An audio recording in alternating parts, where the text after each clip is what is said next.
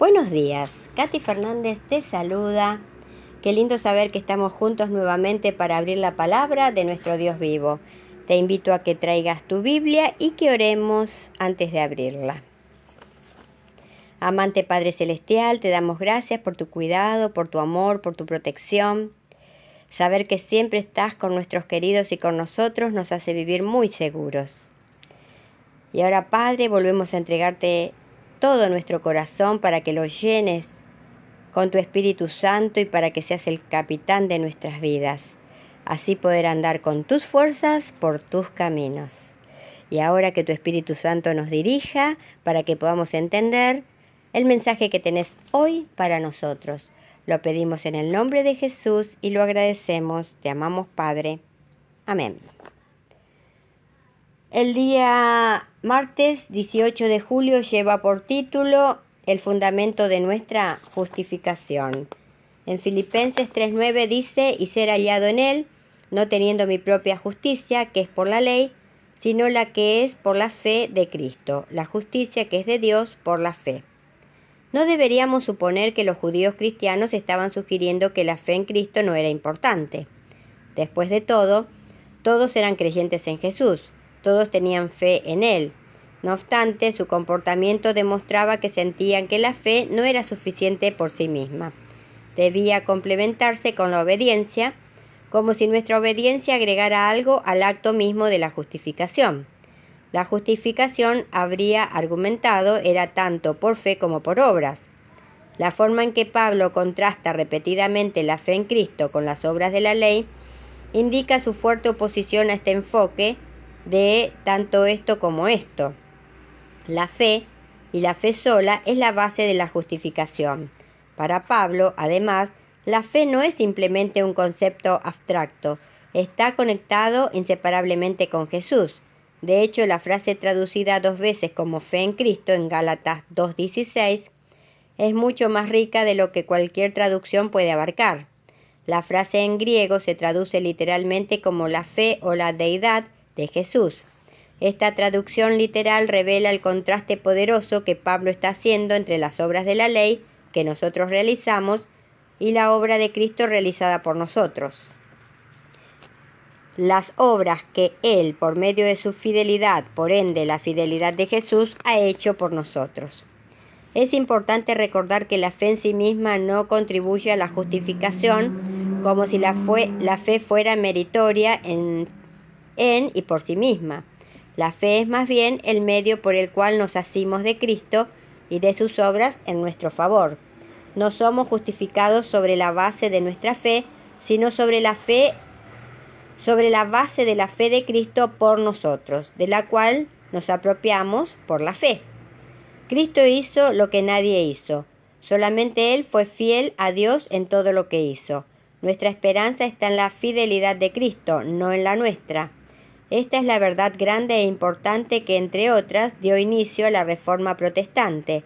Una verdad que sigue siendo tan crucial hoy como cuando Martín Lutero comenzó a predicarla hace siglos.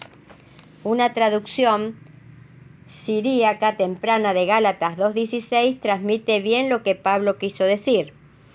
Por lo tanto, sabemos que un hombre no es justificado por las obras de la ley, sino por la fe de Jesús el Mesías.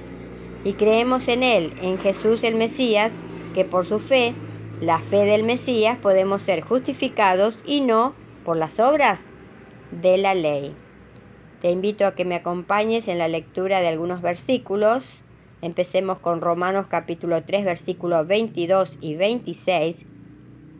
Mientras pensamos de qué manera estos textos y los que leímos arriba nos ayudan a entender la maravillosa verdad de que la fidelidad de Cristo por nosotros, su perfecta obediencia a Dios, es la única base de nuestra salvación. Leamos Romanos capítulo 3, versículos 22 y 26. La justicia de Dios por medio de la fe en Jesucristo para todos los que creen en Él, porque no hay diferencia. Y ahora el 26.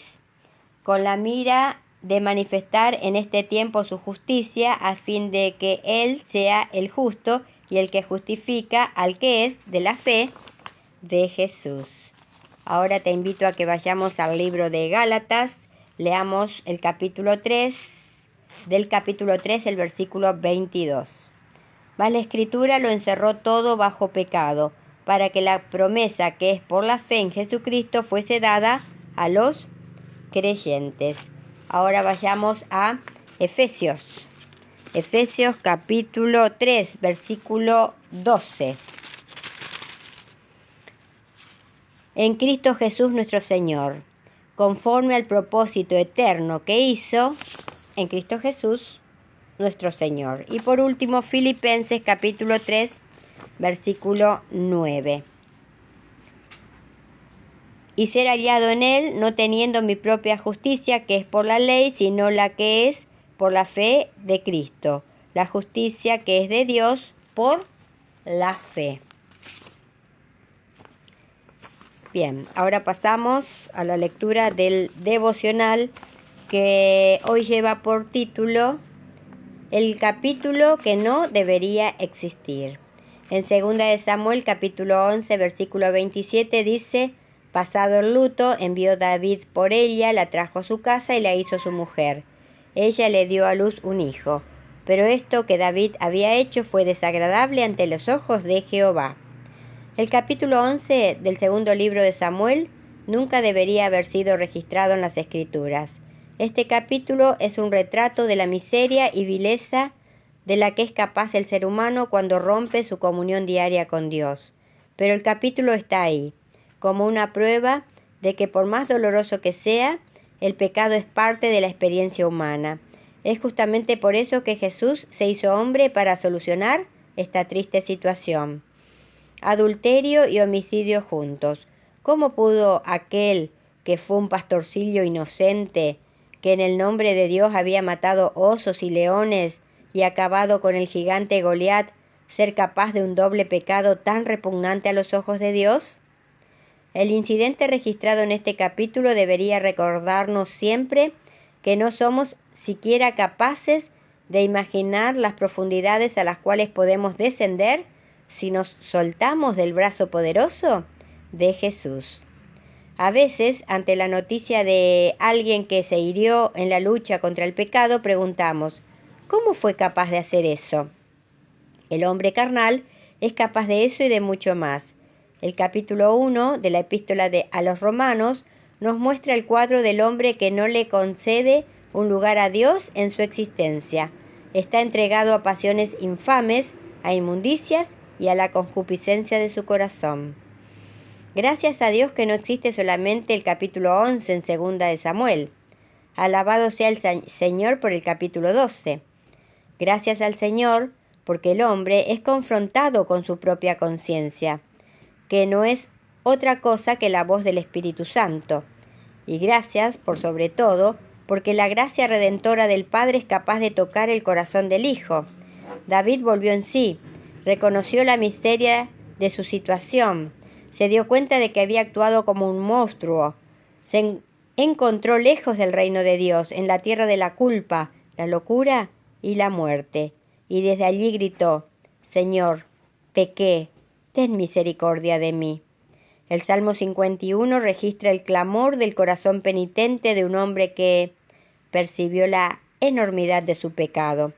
El grito desesperado de alguien que siente que Dios debe hacer un trasplante de su corazón. Un trasplante de corazón en su vida es urgente. David reconoce que nació pecador, que el virus del mal está en cada partícula de su ser, pero no se conforma con esta situación y clama: purifícame con hisopo y seré limpio, lávame y seré más blanco que la nieve. Versículo 7. Cuando el Espíritu Santo nos muestra nuestra realidad, no lo hace para llevarnos a la desesperación o al suicidio, sino para ayudarnos a entender el valor del remedio. Cuando Él venga, convencerá al mundo de pecado, de justicia y de juicio, nos dice nuestro Dios vivo a través de Juan en el capítulo 16 del versículo 8.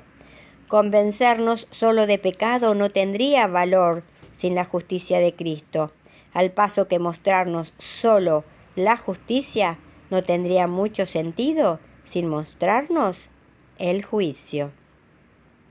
Que en este nuevo día que tenemos por delante podamos pensar y entender que debemos enfrentarnos sin miedo, a pesar de nuestro pasado escabroso, ante nuestro Dios vivo, porque ya fuimos perdonados por Jesús. Si con corazón realmente humilde nos arrodillamos ante Él y le pedimos perdón y que saque nuestro corazón de piedra y ponga en su lugar un corazón de carne. Y recordemos hoy también, si nuestras palabras no ayudan, no confortan, no hacen bien o no alegran, que nuestro Dios vivo nos libre de pronunciarlas. Que nuestro Dios Todopoderoso te bendiga y te dé paz. Nos vemos mañana, si Dios quiere. Y muchas gracias porque estás allí, acompañándome.